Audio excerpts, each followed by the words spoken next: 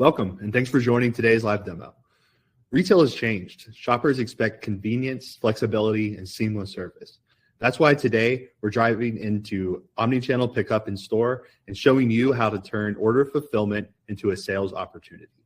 We'll cover how to optimize pickup locations for a smooth customer experience, how to increase flexibility with real-time inventory visibility, and how to drive more sales by converting pickup visits into purchases. Leading today's session is Chris, a solutions consulting director with nearly 3 decades of retail experience. He's worked with hundreds of top-tier retailers, helping them optimize point of sale, store fulfillment, and clienteling to create connected, customer-first experiences. As we go through the demo, drop your questions in the chat. Our product experts are standing by to answer them. If we don't get to yours live, we'll follow up afterwards via email. If you want a personalized one-on-one demo or conversation with Chris, just send us a message and we'll make it happen. Let's jump on in. All right, thanks very much, Kenneth. I'm really excited today to be showing you what our omni-channel pickup in store journey looks like for consumers and for associates. So I'm starting off here at the store where the order is going to be created. So imagine that a customer walks into the store and they're looking for an item. What does it look like to create an order for a pickup in another store? And then I'll be flipping over to the fulfilling stores to fulfill those orders and deliver those items to the customer. So a quick intro again to what it is that we're looking at here. We're looking at our associate experience point of sale, where on the right-hand side, we've got constant access to the cart at all times. And on the top left-hand side, we have the engage tabs and the catalog tabs, which allows us to have constant access to customer information and catalog information to really know the products and know our customers well. So we'll start off with the example of Janet Collins walking into the store, telling you that she's looking for a particular item that she has on her wish list. So we'll start off by attaching Janet to the transaction. Now, last time I showed you how you could scan a loyalty card and attach the customer record directly into the transaction that way. This time I'm going to show you how you can search if you don't have barcodes on loyalty cards. So I'm going to click on the little plus icon on the top right-hand side, and I've got one field here that allows me to search for any information that I might have indexed on that customer record. So I'm going to type in a partial phone number, and notice that as I'm typing in keystroke by keystroke, the list is responding and reducing with every keystroke. Notice that I've only typed in a partial phone number, and yet I found Janet's customer record. I could have typed in a partial email address, a partial last name. Anything that's indexed about that customer can be used to search all within one field to find your customer. So I'm going to click on attach in order to attach Janet to that transaction. I see my engage tab has been refreshed on the left-hand side, where I can get to know Janet even better and sell to her more effectively. I'll start off just by clicking on the pinned notes that we see at the top, just to get an idea of things like what color she likes or doesn't like, what brand she likes, and in this case, some size information about her spouse or her husband.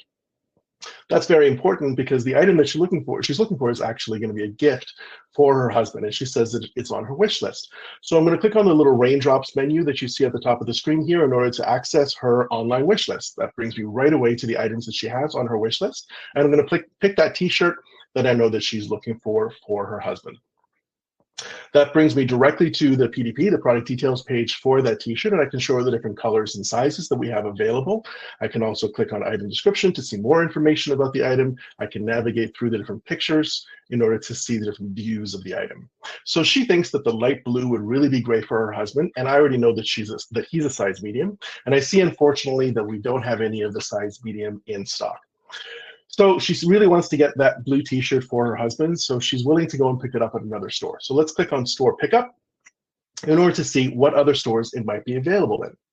Notice that I've got a list of stores, and some of the stores have the items and some of them don't. I can block the stores that don't have the item by clicking show in stock only.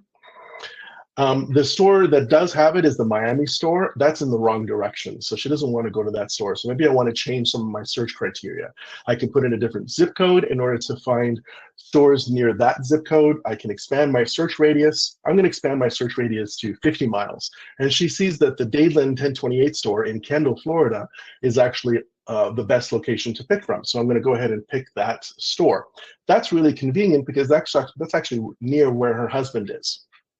So she decides she's actually going to have her husband go and pick up his own birthday gift. So the pickup information allows me to put in his name. So I'll put in Bob's information. That way, when Bob is picking up the order, his information will appear on the pickup side. So I'll go ahead and add that to the cart. Notice that a prompt comes up at the bottom of the screen saying that there's a possible deal.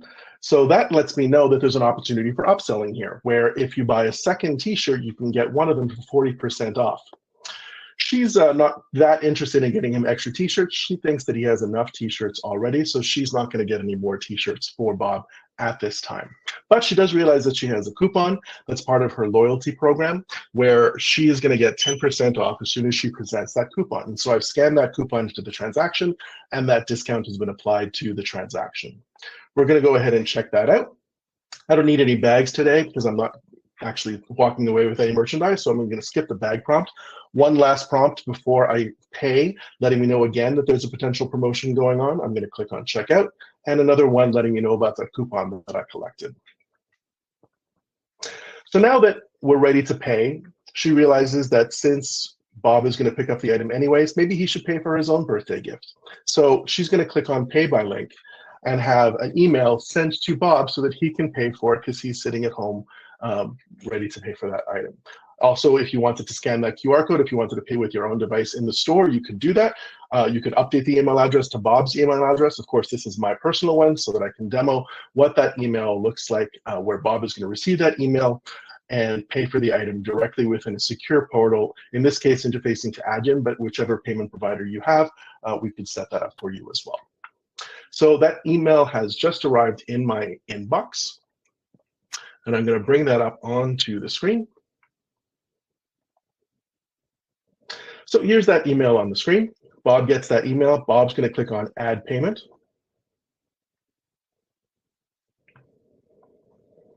It appears within a browser window. There's the order information waiting for Bob to pay for that item. Before I complete the transaction, I just want to flip over so that I have on the screen waiting the fulfillment side so that you can see what happens on the fulfillment side as soon as that transaction is complete. But meanwhile, let's go ahead and pay now. So Bob is going to fill in his payment information,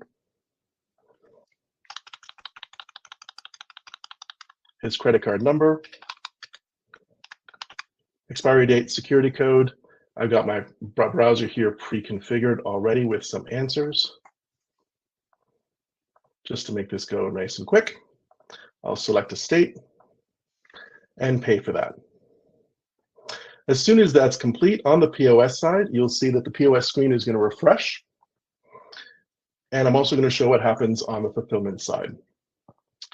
So that message gets sent back to POS that the transaction has been paid for, and we can go ahead and print our receipt in point of sale. Notice that there's a notification that came up on my mobile device that a new pickup order has now been sent to the fulfilling store, ready for that fulfilling store to go ahead and pick those items. So let's flip over now to the fulfilling side and see what it looks like to prepare that order. So now we see that I've clicked on view and I see 2 orders that I'm ready to pick. So first of all, there was the one order that came in just now for Bob and Janet Collins. Plus there was another order that had previously been placed online by Jay Morrison, and that was a buy online, pick up curbside type of order. So both of those orders are presented on the screen, and I can pick both of those orders at the same time. Also notice that I have prioritized those orders based on different rules that you can set up, and I can pick both of them at the same time up to a maximum quantity, which is configurable. So I'm going to click on Start Picking. At the same time, I'm also going to show you what Jay's phone looks like. So on the left-hand side is the fulfilling store. On the right-hand side is Jay's phone. He's already received a text message that the order was confirmed, which means this text message came in after he placed the order online. So now on the fulfilling side, I'm going to click on Start Picking in order to pick both of these orders at the same time. I can see that all of the items from both of the orders are listed here. I can also see that they've been split up into different tables and positions. So that's pick path optimization. That allows me to define the best picking order or the best pick path within the back room or the store so that the person that's picking is taking the quickest route through the store to pick those items. That's optional, but it helps to make sure that I'm picking in the best order possible. Also notice that I've got slots associated to each of these items that separates the items into the 2 different orders as I'm picking them. So I'll go ahead and start scanning the items. As I'm scanning it in, the screen tells me which slot to put it in. And once I've done scanning in all 3 items for the 2 different orders, I then have the option to print a pickup slip, which I'll skip for the time being, and submit. Now that the picking has been completed for both of those orders, Jay gets a second text message on his phone, letting him know that his order has been picked and he can come in to pick it up. So let's see what that text message looks like. There's that second text message letting Jay know that he can come to pick it up. Meanwhile, back at the fulfilling store, I'm ready to stage those 2 orders. So that means that I got 2 orders and I want to put them somewhere so that when the 2 customers come in, the person that's helping them knows where to quickly pick up the items from. So I'm going to click on stage orders. I see there's 2 orders, one for Janet and Bob Collins and one for Jay. I'm going to click one of them. This is the one for Jay, and I'm going to scan in a location. So I might have a barcode on a shelf somewhere. Notice that there's no location assigned yet. And as soon as I scan in that barcode on that shelf, shelf number 2 has been assigned to that order. So I'll submit that. And then I'll select the other one that hasn't been staged yet. Again, no location assigned. I'll submit another order, and that location has been staged. And so I'll submit that. All right, so those 2 orders have now been staged, and I'm waiting for the customers to come in. So Jay is the first customer that's going to come in. So he's got the text message on his phone.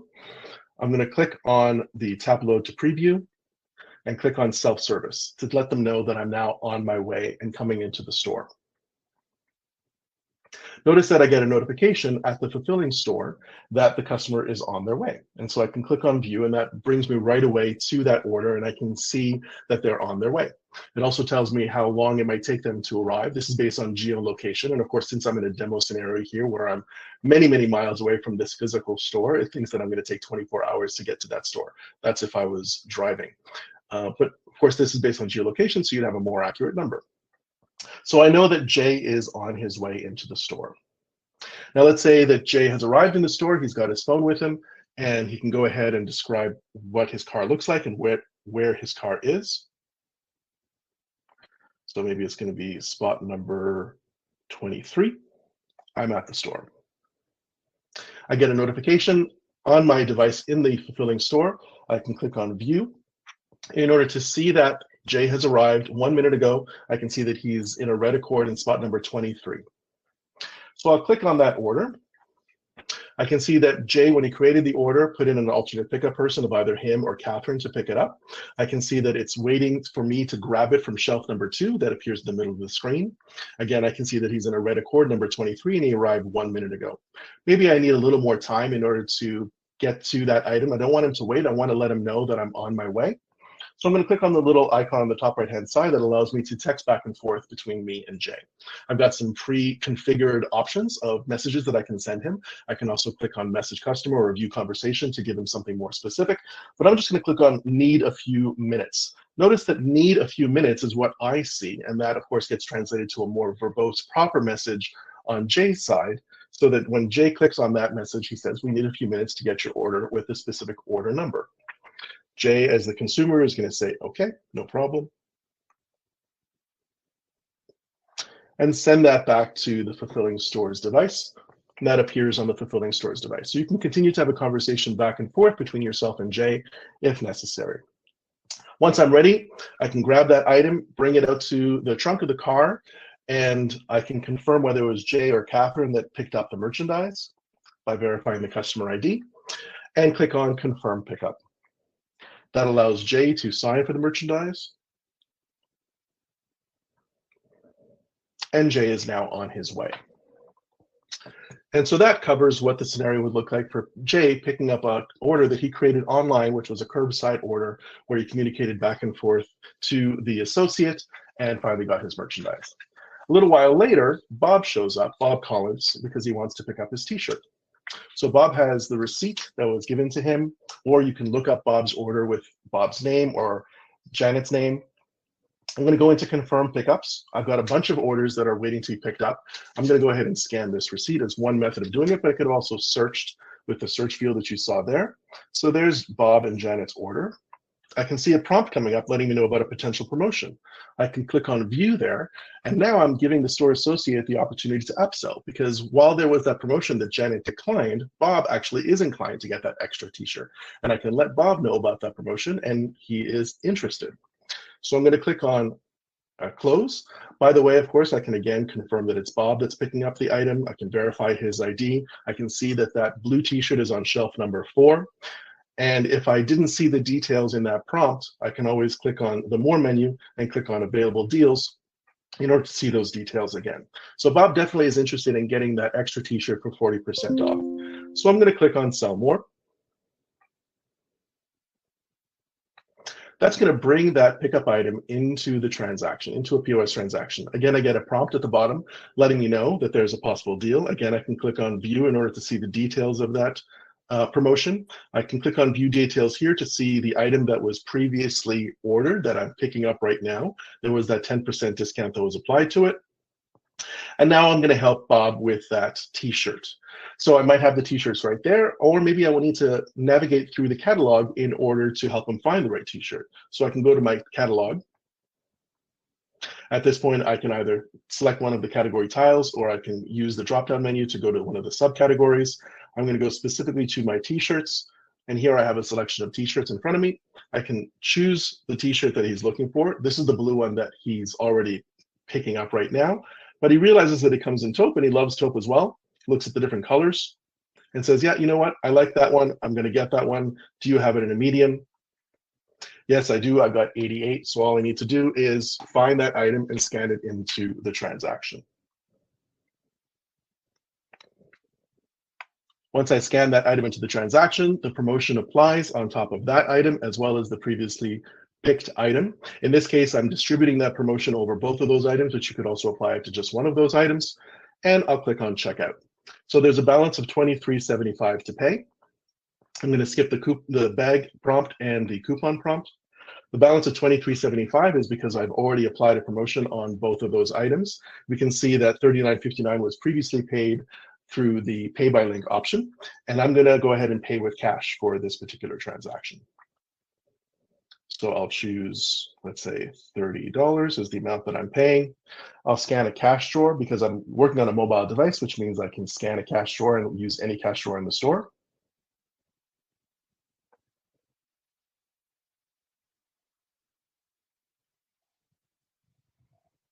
There we go. That cash drawer is now captured. And you'll notice behind me, a drawer is going to prompt, a drawer is going to open. That drawer closes. That drawer closes. I can capture Bob's signature. And I can print a receipt. The receipt completes, the receipt prints, and Bob has now left with 2 t-shirts instead of 1 because I had that prompt during the pickup process that gave the cashier the tools to effectively upsell with promotions and extra information about the products so that the customer knows what's available to them at any given time throughout the entire omni-channel pickup process. So that completes my demonstration today of the omni-channel experience for store pickup, ordering in one store or ordering online for curbside pickup, and what the fulfillment experience looks like on the other side to pick and deliver that merchandise and potentially upsell through our sell more function, also utilizing the potential deals function to give even more opportunity for upselling. Very happy to have shown this to you today, and I look forward to our next session. Have a great afternoon. Over to you, Kenneth. Thanks, Chris, and thanks everyone for joining us. Please continue to ask questions. We'll hang out for a few minutes to answer any that might come through. And if you think of one later, then email us at events@manh.com. Next month, we're bringing you an exclusive look at new 2025 feature releases. These are cutting-edge innovations designed to strengthen store operations, boost efficiency, and make your associates unstoppable. Don't miss it. Scan the QR code on your screen or head to manh.com/events to register and check out the full lineup. We'll see you next time. Thanks.